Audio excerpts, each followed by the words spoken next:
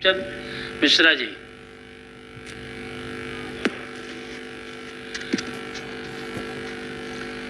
माननीय सभापति महोदय, मैं आपका आभारी हूं कि राज्यपाल महोदय के अभिभाषण के समर्थन में जो प्रस्ताव आया था देवेश जी का, रजनीश जी का, उस पर हमारा जो संशोधन है, हमने 30 संशोधन दिए हैं। मैं उन संशोधनों के समर्थन में अपनी बातों को रखना चाहता हूं। अभी हम आदरणीय केदार पांडे जी की बातों को ही हम सुन रहे थे। जो लगातार दावे किए जाते हैं सत्ता पक्ष की तरफ से कि पहले क्या था, 15-20 साल पहले, पता नहीं 15 साल पहले पर क्यों अटके हुए हैं। ये बिल्कुल समझ से बड़ी चीजें हैं कि 2005 में उससे पहले क्या होता था। यह हमारे लिए आदर्श स्थिति वर्तमान सरकार के लिए क्यों है? ये क्यों नहीं है कि आप क्या करना चाहते हैं, आप क्या कर रहे हैं।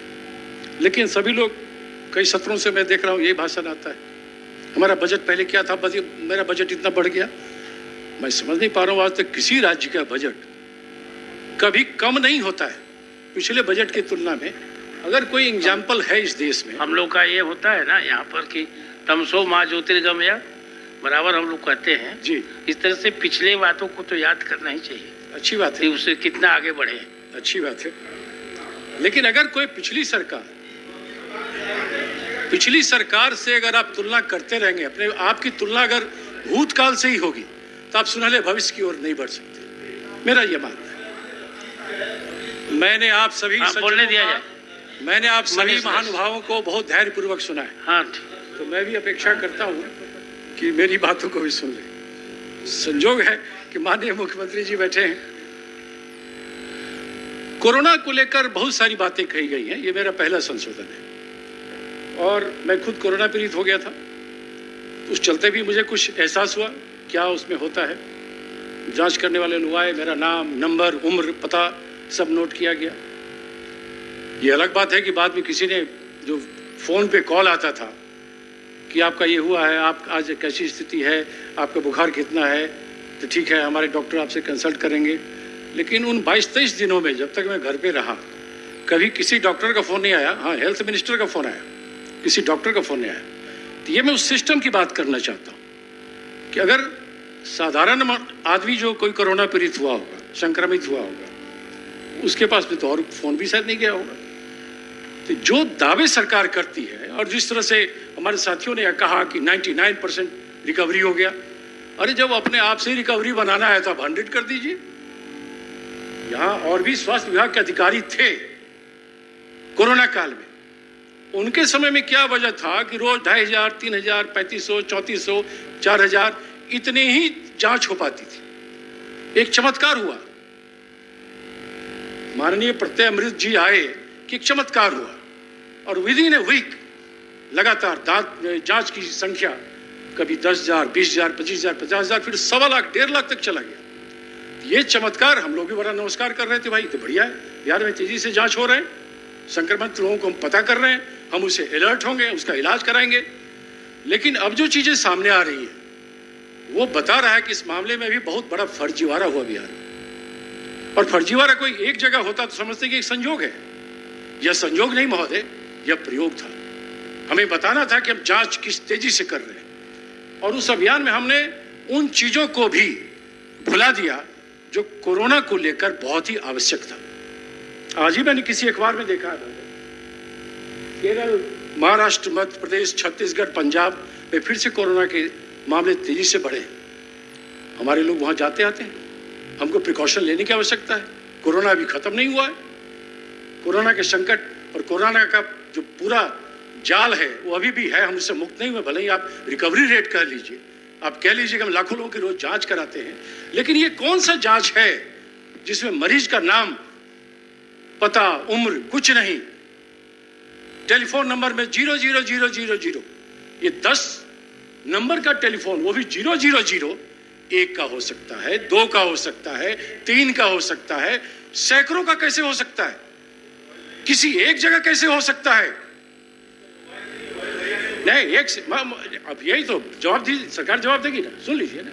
मोबाइल नहीं होगा, सिर्फ 00 ही नहीं हुआ है दिवेश बाबू, और भी नंबर आए 02 0000, ये भी आए।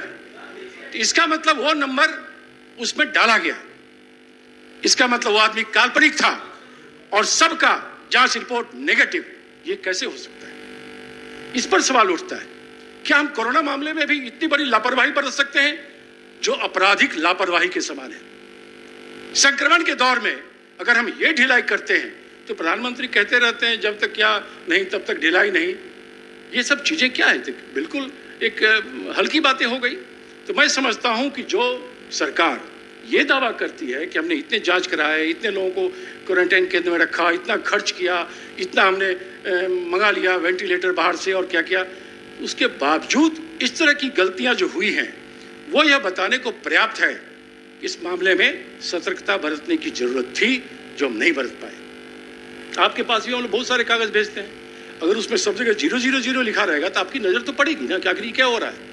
क्या डाटा ऑपरेटर की अगर गलती है तो डाटा ऑपरेटर सिर्फ पिरपैती में गलती किया, डाटा ऑपरेटर कहलगांव में गलती किया, बीहपुर में किया, जमुई में किया, बरहेट में किया, आरा में किया, आपके इलाके संदेश में किया, उधवंत नगर में किया, मुजफ्फरपुर में किया, सीतामढ़ी में किया, शिवहर में किया, हर जगह अगर ये हर स्तर पर इस तरह की गड़बड़ी हुई है तो ये संयोग नहीं, यह सिर्फ प्रयोग हुआ है कि हमें अपनी बताना है, आंकड़े बढ़ाने हैं कि हम 99% जैसे रिकवरी कर लिए, हमने इतने लोगों का जांच करा लिया।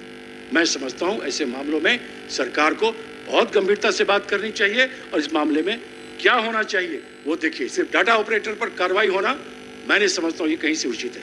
इसके पीछे जाना पड़ेगा उन तमाम लोगों को जो पीएचसी देख रहे थे, अस्पतालों के इंचार्ज थे, या पटना में बैठे हमारे आला अधिकारी, आखिर किसी की नजर नहीं पड़ी ऐसे गंभीर मामलों में?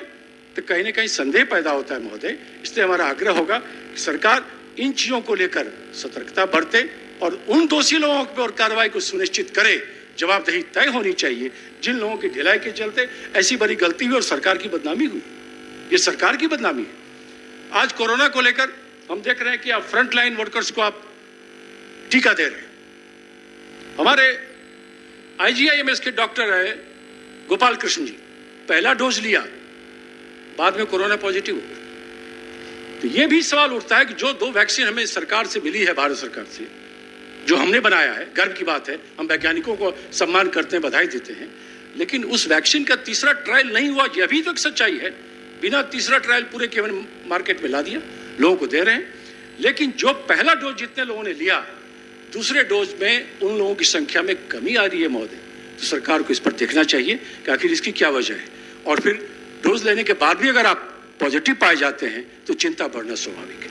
मैं इसमें और चीज जोड़ना चाहता हूं, जैसे हमने पुलिस कर्मियों को, सुरक्षा कर्मियों को, स्वास्थ्य कर्मियों को प्रायोरिटी बेसिस पर हमने टीका दिया है, तो मुझे लगता है कि जो मीडिया कर्मी, खासकर इलेक्ट्रॉनिक मीडिया के लोग भी जान पर खेलकर रिपोर्टिंग कर रहे थे, उन दिनों रिस्क लेके कर रहे थे, मैं सरकार से चाहूंगा, माननीय मुख्यमंत्री जी यहाँ बैठे हैं, आपके प्रायोरिटी लिस्ट में एज ए कोरोना वॉरियर्स उन मीडिया कर्मियों को भी आप शामिल करिए कि हम उन्हें भी पहला टीका लगाएंगे, उन्हें प्रायोरिटी देंगे, सो दैट उनके अंदर भी वो आत्मबल बढ़े और जो तेजी से वो काम करते हैं, तत्परता से करते हैं, वो आगे भी करते रहे। मेरा इस संबंध में 1-2 सजेशन है। मैं ये कहना चाहता हूं कि जो लोग कोरोना जांच के आंकड़े को लेकर फर्जीवाड़ा जिनके चलते हुई और सरकार की बदनामी हुई है, ऐसे लोगों की संपत्ति की भी जांच होनी चाहिए। इस ड्यूरिंग में क्या हुआ, क्या क्या हुआ, कैसे उनकी संपत्ति बढ़ी, और इस फर्जीवाड़ा में जिन लोगों ने संज्ञान नहीं लिया उनसे भी पूछताछ होनी चाहिए कि भैया आपके नज़र के सामने एक लाइन 200, 250, 500, 700 आदमी का नाम के आगे 00 लिखा है, उसका उम्र का पता नहीं, एड्रेस पता नहीं, तो इस चीज़ों को आपने नज़रअंदाज क्यों किया? इस पर व्यापक स्तर पर जवाबदेही तय होनी चाहिए, ऐसा मेरा मानना है। महंगाई को लेकर खासकर पेट्रोल, डीजल और रसोई गैस की कीमतों में जो बेतहाशा वृद्धि हुई है, ये एक बड़ी समस्या है और शोध का विषय है। 2014 में जब हमारी सरकार दिल्ली में थी, मई महीने में, तो कच्चे तेल की कीमत उस समय जो था क्रूड ऑयल, वो प्रति बैरल $114 थे और पेट्रोल 71 रुपये मिलता था और डीजल 56-57 रुपये डीजल का रेट था। ये 2014 मई की बात कर रहा हूँ। आज उसी कच्चे तेल की कीमत महोदय $52 प्रति बैरल है, आधे से कम।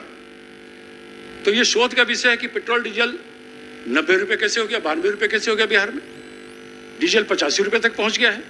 हम किसानों को लेकर इतनी चिंता की बात करते रहते हैं। तो इस पे अगर हम गए तो हमने देखा कि जो केंद्र सरकार की एक्साइज ड्यूटी है, कई सरचार्जेस हैं, फिर बिहार सरकार का वैट है, वैट के ऊपर सरचार्ज है। तो इन दोनों को अगर मिला देते हैं तो बिहार में जो मेरे जानकारी के हिसाब से 45 रुपए के प्रति लीटर पेट्रोल पर हम टैक्स लेते हैं बिहार के लोगों से, और 44 रुपए कुछ पैसे हम डीजल पर सिर्फ टैक्स लेते हैं। ये एक हेवी टैक्सेशन है महोदय। अगर 90 रुपए के पेट्रोल में हम 45 रुपए टैक्स देते हैं सरकार को, तो सरकार अपने खजाने को भर रही है पेट्रोल डीजल और पेट्रोल प्रोडक्ट्स की कीमतों के द्वारा। आम जनता को उसका लाभ क्यों नहीं मिल रहा है? जो ये कहते थे कि अब बहुत ही महंगाई की मार, अब की बार मोदी सरकार, वो नारा देने वाले कहां हैं?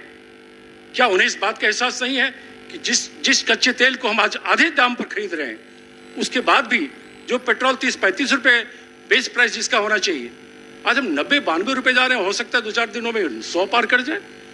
और उसके वजह से पेट्रोल डीजल की बढ़ी कीमतों की वजह से महंगाई बढ़ रही है। आप कह रहे हैं कि हमने रिकॉर्ड खाद्यान्न उत्पादन किया बिहार में, सब्जियां बहुत रिकॉर्ड उत्पादन कर दिया है। आप कहते हैं कि हमने फल रिकॉर्ड उत्पादन कर दिया है। अगर इतने रिकॉर्ड उत्पादन हमने किया है तो सब्जी और फल महंगे क्यों बिक रहे हैं मार्केट में? लोगों को महंगे दर पर क्यों दिए जा रहे हैं? तो इसका मतलब है जो टैक्स आप ले रहे हैं, जिस टैक्स के चलते लोगों को ज्यादा कीमत पर पेट्रोल डीजल खरीदना पड़ रहा है। हमारे समय में 414 रुपए का था गैस सिलेंडर 2014 मई, आज 890 रुपए हो गया।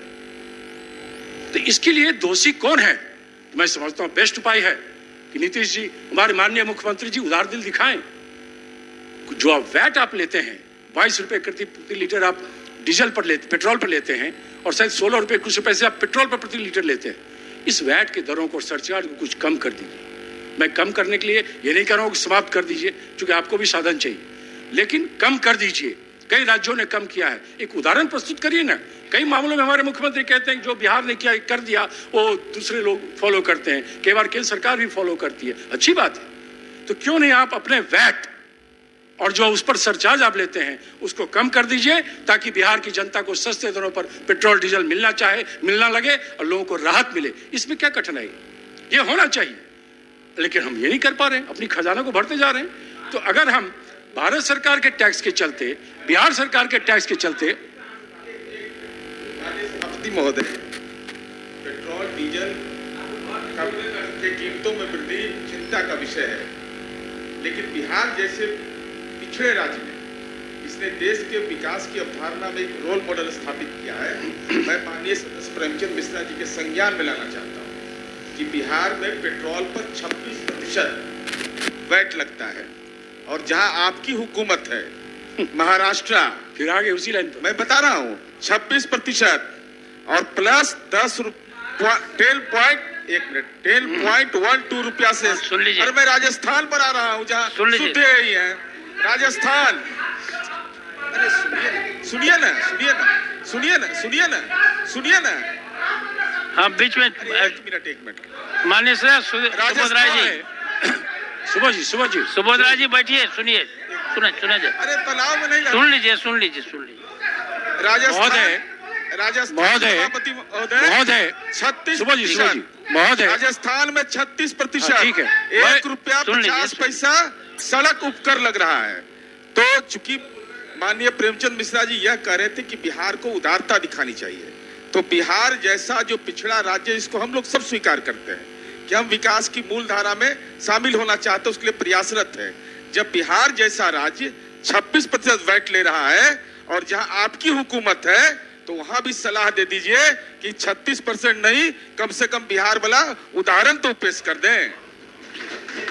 ये जानकर बहुत प्रसन्नता हुई कि अगर राजस्थान में पेट्रोल सस्ता हो जाए तो उससे बिहार के लोगों को बड़ा आनंद आएगा। अगर यह सत्ता पक्ष का मानसिकता है कि महाराष्ट्र में सस्ता कर दीजिए, राजस्थान में सस्ता कर दीजिए, तो बिहार के लोगों को इससे प्रसन्नता कोई रिलीफ है क्या? बिहार के लोग ये ज्ञान मत बांटिए। देखिए, नहीं है, बोझ उठाते हैं। ठीक है, अच्छी बात। बिहार के लोग राजस्थान में भी रहते हैं, महाराष्ट्र में भी रहते हैं, तो अगर आपके प्रभाव से रेट घट जाएगा तो हमारे बिहार वासी वहां लाभान्वित होंगे। कल ही राजस्थान सरकार ने 2% घटाया। मैं तो कह रहा हूं उन्हें और घटाना चाहिए, और मैं तो आपसे भी यही आग्रह कर रहा हूं। और मुझे यह समझ नहीं आ रहा महोदय, मैंने लगातार 2 घंटे इन लोगों का भाषण सुना है, किसी को नहीं टोका। जब यहां तक कह दिया गया कि मोतिहारी का केंद्रीय विश्वविद्यालय इन्होंने बना दिया, बोध गया कि केंद्रीय विश्वविद्यालय इन्होंने बना दिया, तब भी हम चुप रहे। मुझे मौका मिला तब मैं बोलूंगा ना। अरे आपको बहुत मौका मिलेगा, आपको घंटों घंटों बोलना है, बोलिएगा। ठीक है, आप कंटिन्यू करिए। वही मैं कह रहा था कि इन चीजों के चलते जो आम जनता पर बोझ बढ़ रही है, महंगाई बढ़ रही है, कठिनाइयां बढ़ रही हैं, इस पर सरकार को दूसरे राज्यों में क्या हो रहा है वो दलील देने के बजाय आपको एक आदर्श प्रस्तुत करना चाहिए। अरे कुछ, मैं ये थोड़ी कह रहा हूँ पूरे वैट को आप खत्म कर दीजिए, मैं कह रहा हूँ कुछ कमी लाइए, लोगों को राहत मिलना चाहिए। राज्यपाल महोदय के अभिभाषण में इन बातों का उल्लेख होता तो ज्यादा अच्छा होता, ये मैं कहना चाहता हूँ। बिहार में रूल ऑफ लॉ और गुड गवर्नेंस को लेकर लगातार कई सालों से हम लोग भी सुनते रहे, और हम लोग का मानना है कि कुछ सुधार करने की कोशिश माननीय मुख्यमंत्री जी ने की थी कि कानून व्यवस्था की स्थिति में सुधार हो। लेकिन जो एनसीआरबी की रिपोर्ट है वो कुछ और कहता है। वो कहता है कि बिहार में प्रतिदिन 737 आपराधिक घटनाएं होती हैं, और हाल के दिनों में जो अपराध बढ़ा है, खासकर हत्या, दलित उत्पीड़न, महिलाओं के ऊपर उत्पीड़न, बच्चों के रिलेटेड अपराध, उससे चिंता होती है कि आखिर वो मैकेनिज्म कहां गया जो आप दावा करते थे कि हमारी गुड गवर्नेंस या रूल ऑफ लॉ है, यहां हम क्राइम को बर्दाश्त नहीं कर सकते। क्राइम अनकंट्रोल हो गया बिहार में, कोई सुरक्षित नहीं है। 4 दिन हुए, हमारे कांग्रेस के नेता है बगहा में दयानंद वर्मा, दिन दहाड़े मार दिया, और जदयू के विधायक का नाम एफआईआर में है, कोई कार्रवाई नहीं हुई है। सुन लीजिए ना, मैं ठीक है, बोलिएगा। जो उसकी हत्या हुई है ना, मैं हत्या की बात कर रहा हूं। जो भी अपराधी हो पकड़िए, अगर विधायक का नाम गलत दिया है तो उनका नाम हटाइए, लेकिन अगर विधायक का नाम है और विधायक सत्ता पक्ष से जुड़ा है, तो पुलिस अगर ढिलाई बरत रही है तो रूल ऑफ लॉ कहां गया, गुड गवर्नेंस और पारदर्शिता की बातें कहां गई, ये मैं ये कहना चाहता हूं। मैं जो हत्या का और जो आपराधिक घटनाएं हो रही है महिलाओं के ऊपर, उसमें एक बड़ी खतरनाक चीज डेवलप किया महोदय, क्रूरता के साथ क्राइम को अंजाम दिया जाए। ऐसा कब होता है? मधुबनी के हरलाखी में एक मूक बधिर बच्ची, जो पहले से मूक बधिर है, उसका रेप हुआ, उसके बाद उसकी दोनों आंखें निकाल ली अपराधियों ने ताकि कोई सबूत न रहे। मुजफ्फरपुर में 16 साल की बच्ची के साथ दुराचार हुआ, उसको जिंदा जला दिया। अगर क्रूरता का ये लेवल है क्रिमिनल्स का, इसका मतलब पुलिस का खौफ खत्म हो चुका है। कोई खौफ नहीं बिहार में, कोई जान माल की सुरक्षा नहीं है। इसका मतलब यह होता है कोई डर भय नहीं। सीएम रेजिडेंस और पुलिस हेडक्वार्टर के बगल में इंडिगो के मैनेजर की मार दिया। कई मशक्कत के बाद कुछ नाम सामने आए, 1-2 अरेस्टिंग भी हुई। परिवार कह रहा है कि नहीं, हम इससे संतुष्ट नहीं है। मुख्यमंत्री जी से भी मिलने गए थे वो, परिवार का कुछ संदेह है। मैं समझता हूं जिस परिवार में इतनी बड़ी घटना हुई है, हमें उसकी भावनाओं का सम्मान करना चाहिए। क्यों नहीं इसके लिए अब सीबीआई को सौंप देते हैं अगर लोगों के मन में शंका है? क्यों नहीं हत्यारे पकड़े जा रहे हैं जिनकी अपेक्षा उस परिवार को है? मैं समझता हूं ऐसे मामलों में सरकार को थोड़ा उदारता से काम लेनी चाहिए, और सिर्फ तरीका वो नहीं होनी चाहिए कि जो डीएम एसपी हमको कह रहे हैं हम उसको मान के आगे चलें। महिला अपराध की घटनाएं में तेजी से वृद्धि हुई है। महिला अपराध के जुड़े मामलों में सजा की दर मात्र 16% है, उसमें कोई सजा नहीं हो पाती। कोर्ट में जो मामले लंबित हैं बिहार में, चूंकि सरकार दावा करती रहती है कि हमने महिलाओं के लिए बहुत काम किया है, तो महिला के लिए अगर आप काम किए हैं तो महिला की सुरक्षा और जो महिला के अंदर आक्रोश है, जो उसके ऊपर कोई घटना होती है, उसमें सजा भी होनी चाहिए और कार्रवाई होनी चाहिए। जो अदालत में मामले हैं, कोर्ट में 84,000 मामला वुमेन क्राइम से जुड़ा है जो लंबित पड़ा है। ये सरकार के आंकड़े हैं, मैंने कहीं इधर उधर से लाके नहीं लिया। तो ये चिंता का विषय है कि अगर महिलाओं पर आपराधिक घटनाएं होती हैं, उत्पीड़न की घटनाएं होती हैं, वो कोर्ट कचहरी के चक्कर में जाती हैं, लेकिन उन्हें न्याय नहीं मिल रहा है। तो न्याय के साथ विकास वाली जो सरकार है, उसे इन चीजों पर गौर करना चाहिए। राजनीतिक कार्यकर्ताओं की हत्या लगातार बढ़ी है, न सिर्फ कांग्रेस की बल्कि जेडीयू के भी कुछ कार्यकर्ताओं की हत्या की खबरें मैंने अखबार में पढ़ी है। तो राजनीतिक कार्यकर्ताओं की हत्या होना, चाहे वो किसी भी दल से हो, मैं समझता हूं डेमोक्रेटिक सिस्टम में एक चिंता का बात है। हमें, भैया जरा आवाज दियो, हमें इस संबंध में भी उदारता से काम करनी चाहिए और कर्मठता दिखानी होगी हमारी पुलिस एडमिनिस्ट्रेशन को कि राजनीतिक कार्यकर्ताओं की अगर हत्या हो रही है, चाहे वो किसी भी दल के हों, तो ये चिंता का विषय है। हमें इस दिशा में कुछ अच्छे और ठोस कदम करने चाहिए। बिहार में पुलिस विभाग का एक नया चीज हमने देखा है। हम एनएसयूआई जमाने से राजनीति करते रहे हैं और सरकार के खिलाफ आंदोलन संघर्ष करते रहे सड़कों पर भी। कभी जुलूस प्रदर्शन करने पर एफआईआर नहीं होता था, अनलेस और अनटिल कि अगर कोई हिंसा हो जाए, कोई बड़ी घटना हो जाए, आगजनी हो जाए।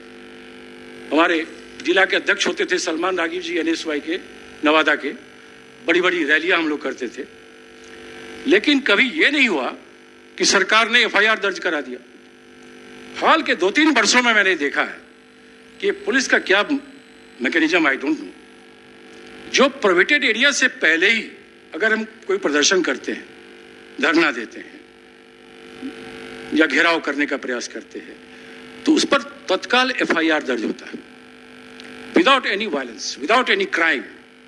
तो अगर आज आप सत्ता में हैं और विपक्षी दल के नेता अगर जुलूस निकाले, प्रदर्शन करे, तो तत्काल एफआईआर क्यों करते हैं? ये कौन सी सोच है? शिक्षक अभ्यर्थी लोग प्रदर्शन करते हैं, शिक्षक अभ्यर्थी धरना देते हैं, वहां रात उठा के मार के भगा दिया जाता है। क्या कर रहे थे? गर्दनी बाग में कर रहे थे ना वो, वहां तो आपने आदेश दे रखा है, वहां क्यों जाके मारा? रात को क्यों तंबू उखाड़ दिया? तो ये जो टेम्परामेंट है पुलिस का, वो चिंता प्रकट करने वाला है। ये लोकतंत्र के लिए अच्छी बात नहीं है, अच्छे संकेत नहीं है। तो मैं समझता हूं कि पुलिस मैकेनिज्म, पुलिस डिपार्टमेंट में अपराधियों के ऊपर कार्रवाई करने के लिए प्रेरित करना चाहिए जो सत्ता में बैठे लोग हैं। राजनीतिक कार्यकर्ताओं और जो कोई डेमोन्स्ट्रेशन करता है, जिसको डेमोक्रेटिक राइट है कि हम अपने अधिकारों के लिए प्रदर्शन करेंगे, आप उसके ऊपर बल प्रयोग करते हैं, पुलिस दमन की कार्रवाई होती है, इवन महिला प्रदर्शनकारियों को भी लाठी डंडे मारे जाते हैं।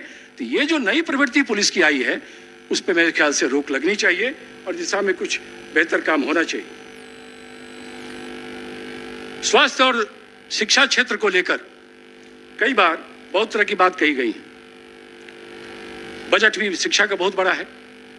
मैं ये नहीं समझ पा रहा हूं, अगर बजट इतना बड़ा, समय हो गया सर मेरा तो शुरू किया है, 4:22 मैंने स्टार्ट किया सर। नहीं, अब समय हो गया और भी लोग बोलने वाले हैं ना। हाँ भाई, 10 मिनट बाद आज शॉर्ट कर देते हैं। आज कल हमारा नहीं होगा तो जो स्वीकृत पद हैं डॉक्टरों के, पूर्वे जी बाँह चढ़ा रहे हैं बोलने नर्स, के लिए। उनको कल बोलना है। जो स्वीकृत पद है डॉक्टरों के, पूर्वे जी को आज ही बोलना है। मेडिकल स्टाफ के, पैरा मेडिकल स्टाफ के, नर्सेज के, वो हजारों की संख्या में, वो खाली क्यों है? ये काम हमारा तो नहीं है, ये काम पूर्वे जी का नहीं है, सरकार का है। अगर 15 साल से जो सरकार सत्ता में लगातार है और अस्पतालों में आप डॉक्टरों की वैकेंसी खाली है, वैकेंट है, स्वीकृत सैंक्शन पोस्ट है और अपॉइंट नहीं कर पा रहे हैं, तो कहीं ना कहीं आपकी कार्यशैली पर बड़ा प्रश्न चिन्ह होता है महोदय, मेरा ये मानना है। शिक्षकों के लाखों पद खाली हैं, अभी 94,000 शिक्षक अभ्यर्थी जो कांसुलेशन के उम्मीद में है कि हमको जल्दी से लेटर मिलेगा, कई बार सालों साल से उनको आश्वासन दिया जा रहा है। नियोजित शिक्षकों की समस्याएं वैसी की वैसी क्यों है? इसका समाधान क्यों नहीं सरकार ढूंढती है? क्या जरूरी है सेशन के समय प्रदर्शन हो, लाठी डंडा मार के भगा दें, हाउस में स्कूल शिक्षक प्रतिनिधि हैं, हम लोग विपक्ष की तरफ से कुछ आवाज उठावें, बात आई गई हो जाए? ये प्रवृत्ति ठीक नहीं होगी। समस्या का समाधान हमें ढूंढना चाहिए, ऐसा मेरा मानना है। तो जो भी खाली पद एजुकेशन डिपार्टमेंट में है, आप कहते हैं कि हमने इतना मेडिकल हॉस्पिटल खोल दिया, इतना अस्पताल खोल रहे हैं, अरे खोल रहे हैं तो वहां डॉक्टर भी तो बहाल करिएगा। बिना डॉक्टर का हॉस्पिटल लेकर क्या करेगा? हमारे फुलपरास में, सिसवार में एक अस्पताल बना आज से 15-20 साल पहले, पीएससी जर्जर होके पड़ा हुआ है, लिखता रहा। कई बार मैंने माननीय मंगल पांडे जी को भी कहा, भैया अस्पताल को रिनोवेट करा दीजिए ना, कोई ना डॉक्टर वहां आया पिछले 15 साल में। तो जो भी उसमें लागत हुई थी तो फालतू गया, पैसा बर्बाद हुआ। तो सरकार के अगर पास सीमित साधन हैं तो ऐसे पीएचसी, ऐसे हेल्थ सेंटर आप क्यों बनाते हैं जहां डॉक्टर को अपॉइंट आप नहीं कर पा रहे? ये इस मैकेनिज्म पर बड़ा सवाल उठता है कि हम बड़ा बजट का दावा करते हैं, हमारा बजट इतना बड़ा है, हम डॉक्टर अपॉइंट नहीं कर पा रहे हैं, हम शिक्षकों को समय पर वेतन नहीं दे पा रहे हैं, हम नियोजित शिक्षकों की समस्या का हल नहीं कर पा रहे हैं, हम 94,000 शिक्षक जो अपॉइंटमेंट लेटर की उम्मीद में खड़े हैं उनको हम अपॉइंटमेंट लेटर नहीं दे पा रहे हैं। तो इसकी वजह क्या वजह है? तो इन चीज़ों के ऊपर भी सरकार को, राज्यपाल के अभिभाषण में इन चीज़ों को देखना चाहिए था। और इसका कोई महिलाओं और बच्चों में कुपोषण की बड़ी संख्या है, बड़ी तेजी से बढ़ रही है। बड़ी संख्या में महिलाएं कुपोषण की शिकार है बिहार में। लगभग 49% महिलाएं ऐसी हैं जिनमें खून की कमी है। बच्चे 62% हैं जो कुपोषण के शिकार हैं। अगर बच्चे कुपोषित हमारे बिराज में हैं, महिलाएं कुपोषण के शिकार हैं, तो फिर ये हमारा स्वास्थ्य विभाग कर क्या रहा है? हमें इस पर गौर करना चाहिए। मैं जल्दी कर देता हूं।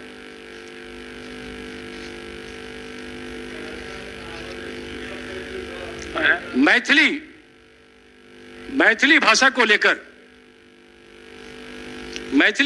लेकर माननीय सभापति महोदय, मैंने कई बार इस सदन में सवाल उठाया एक साथ, और मैंने सरकार से यह प्रार्थना किया कई बार। पिछले सेशन में मुख्यमंत्री जी ने कहा कि हाँ आ जाइए, आज मैथिली ऐसा देख लेंगे, बात आई है। मैथिली संविधान की 8वीं अनुसूची में है और उपराष्ट्रपति जी ने कल ही कहा है हैदराबाद में कि 5वीं क्लास तक मातृभाषा की पढ़ाई हर स्कूल में अनिवार्य है, नई शिक्षा नीति जो बनी है। तो आखिर बिहार में 15-20 साल पहले मैथिली की पढ़ाई होती थी ना, उसको क्यों रोक दिया गया? और संविधान की 8वीं अनुसूची में मैथिली आई, इसका मतलब IAS IPS में मैथिली रख सकते हैं और IAS IPS में मैथिली रख सकते हैं और प्राइमरी स्कूल में पढ़ाएंगे नहीं। तो कहीं ना कहीं ये छल है, ये धोखा है। सरकार को ऐसे मामलों में गौर करना चाहिए कि मैथिली के साथ भेदभाव मत बरत। ठीक है, हम मैथिली बाजे छी, अगर हमारा मैथिली में बजला सो आ मैथिली के पढ़ाई के आदेश आई मुख्यमंत्री जी दो देती, हम बहुत बहुत धन्यवाद देवे। मैथिली के पढ़ाई, मैथिली के विकास जो मिथिला में नहीं हेते, बिहार में नहीं हेते, तो कि तमिलनाडु में हेते। मुख्यमंत्री जी बेर बेरी बात के बजला है कि मिथिला का विकास नहीं होगा तो बिहार का विकास नहीं होगा। हम सम्मान करते हैं मुख्यमंत्री जी की इस भावना का। तो मिथिला का विकास ये हुआ है कि रैयाम चीनी मिल बंद हो गया, लोहट चीनी मिल बंद हो गया, रीगा चीनी मिल को आपने बंद करा दिया, सकरी चीनी मिल आपने बंद करा दिया। ये मिथिला का विकास है। ये मिथिला का अल्लाह मत करिए, ठीक है, अल्लाह मत करिए, समाप्त कीजिए जी। ठीक है, मैं कंक्लूड ही कर रहा हूं। माननीय, सुनिए, जिस सरकार ने बंद किया तो आप क्यों नहीं चला देते हैं? जो सरकार आपस में नहीं, जो सरकार ये कहती है कि मिथिला के विकास के बिना राज्य का विकास नहीं हो सकता, उस सरकार को ये समझना होगा कि मैथिली के पढ़ाई के बिना मिथिला का विकास नहीं होगा, और मिथिला का विकास नहीं होगा तो बिहार का विकास नहीं होगा। इसलिए इस पर जरा संजीदे तरीके से सोचिए। मैथिली की पढ़ाई को आरंभ करा दीजिए। एक कैबिनेट का डिसीजन होना है, पहले होती थी, करा दीजिए। मैथिली शिक्षकों की बहाली हो जाएगी। और मैं सिर्फ मैथिली के लिए नहीं बात कर रहा हूं, मैंने अपने संशोधन में दिया है 8वीं अनुसूची में मैथिली को स्थान मिला है, तो भोजपुरी को भी संविधान की 8वीं अनुसूची में स्थान मिलना चाहिए। अब देखिए, भोजपुरी के लिए 2-3 चुपके ताली बजाए, मैथिली के लिए नहीं बजाए। तो ये मिथिला के प्रति भेदभाव क्यों है? अरे मैं सुनिए, मिथिलांचल ने आपको झोली भर के सीट दिया है। मिथिलांचल में तो हाँ सब जितलो है, मगध में हार गलो, तो मिथिलांचल जन अते सीट आके दिलक है, दरभंगा, मधुबनी, सहरसा से लेकर सीतामढ़ी सब इलाका में, तो क्या ने मैथिली के प्रति यहाँ कोनो भेदभाव क्या रखे छी? मैथिली के प्रति सम्मान दियो और मैथिली के उचित स्थान दियो। मैथिली के यहाँ प्रतिष्ठा देवे तो हमारा लगे राजनीतिक लाभ वहीं के बैठत, हमारा थोड़े बैठत। हम तो एक कार्यकर्ता के नाते बाई रही छी, जो कांग्रेस पार्टी के मैनिफेस्टो में रहे, हमारी सरकार बनेगी गठबंधन की तो मैथिली की पढ़ाई कराएंगे। सरकार नहीं बनी इस बार, अब आपकी सरकार है, कर दीजिए। आइए, आप बगल में आइएगा, हम दे देंगे। हमारी सरकार मैथिली पढ़ाई होती थी। ठीक है, मैं इन चीजों को समाप्त कर देता हूं, शॉर्ट करके समाप्त करता हूं। बहुत कुछ हुआ है, बहुत बढ़िया। पुराने कांग्रेसी, इसलिए मैं इनको धन्यवाद देता हूं। 2012-13 में माननीय मुख्यमंत्री जी की उपस्थिति में उस समय की यूपीए चेयरपर्सन श्रीमती सोनिया गांधी जी किशनगंज आज वो भी स्पष्ट कर दीजिए। मुख्यमंत्री जी कई बार ये चुटकी लेते हैं। मैं कांग्रेस NSY का बिहार का अध्यक्ष था। चारा घोटाले का एक जांचकर्ता में मैं भी पिटिशनर था। मुझे मेरी पार्टी ने, उसमें की लीडरशिप ने पार्टी से सस्पेंड कर दिया, निकाल दिया। मैं आंदोलन करता रहता था, तो मैं समता पार्टी गया। मुझे लगा नीतीश जैसा काम करेंगे, मैं गया, इनके साथ रहा, साल भर करीब इनके पार्टी में रहा। इन्होंने मुझे महासचिव भी बनाया, मैं खुद बोल रहा हूँ। फिर सोनिया जी आई, मैं वापस आ गया कांग्रेस में, बात खत्म है। लेकिन 90 से 94 तक, 5 साल तक, सुनिए सुबोध जी, जिस राज को जंगल राज कहा जाता है, जिस राज के बारे में इस तरह के आरोप आप लोग लगाते हैं, तो उस राज के फाउंडेशन स्टोन डालने वालों में तो माननीय मुख्यमंत्री जी भी थे। 90 से 94 तक वही तो थे, बाहर कहाँ थे भैया? इसको आवाज दो भाई। तो मैं इन बातों का उल्लेख यहां नहीं करके, विषयांतर हो रहा था। किशनगंज में और बंगाल के मुर्शिदाबाद में और केरल के मल्लापुरम में 3 AMU का ब्रांच, अलीगढ़ मुस्लिम यूनिवर्सिटी का ब्रांच सैंक्शन किया केंद्र की UPA सरकार ने, और माननीय मुख्यमंत्री जी की उपस्थिति में उसका शिलान्यास आदरणीय सोनिया जी ने किया। मल्लापुरम का AMU ब्रांच और मुर्शिदाबाद का AMU ब्रांच फुल फ्लेजेड बन के तैयार हो गया। वहां काम चल रहा है, पढ़ाई चल रही है, बिल्डिंग बन के तैयार हो गई। बिहार में क्यों नहीं हुआ? AMU का ब्रांच किशनगंज में क्यों नहीं चालू हुआ, क्यों नहीं बना? ये बड़ा सवाल है और सरकार को इसका जवाब देना चाहिए, ऐसा मैं मानता हूं। अगर मुख्यमंत्री जी कहे होते तो अच्छा होता। अब ये अन्याय है, मुझे बोलने दीजिए। नहीं, ज्ञान मेरा है, छोड़िए, जितना ज्ञान है उतना रहने दीजिए। फिर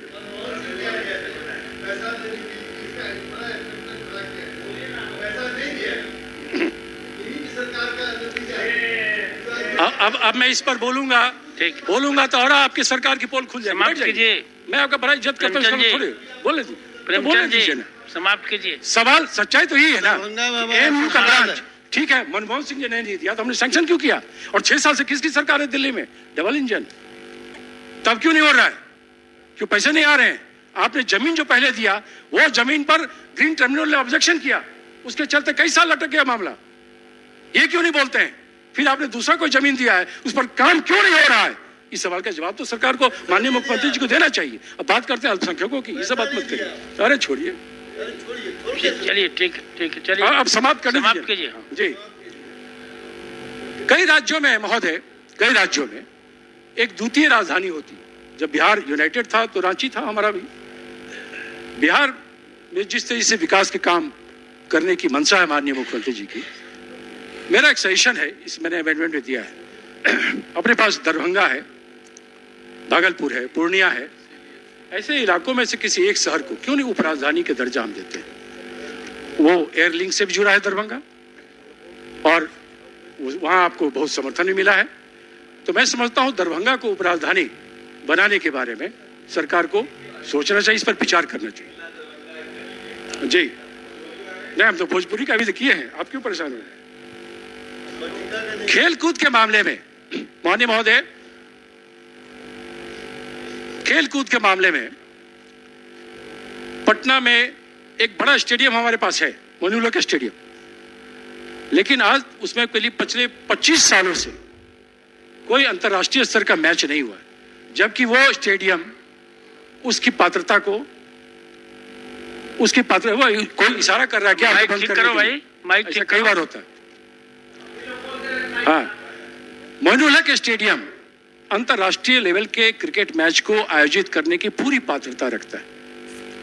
आखिर पटना में सभी शहरों में इंटरनेशनल लेवल का मैच होता है, 2020 होता है, क्रिकेट मैच होता है। पटना के मोइनुलहक स्टेडियम में कोई क्रिकेट मैच अंतर्राष्ट्रीय स्तर का क्यों नहीं होता? इस पर हमने सजेशन दिया, इस पर गौर करना चाहिए। मैं पढ़ देता हूं जो चीजें छूट गई जी। अब समाप्त कीजिए, माननीय मुख्यमंत्री जी को जल्दीबाजी करने दीजिए, पूर्वे जी को।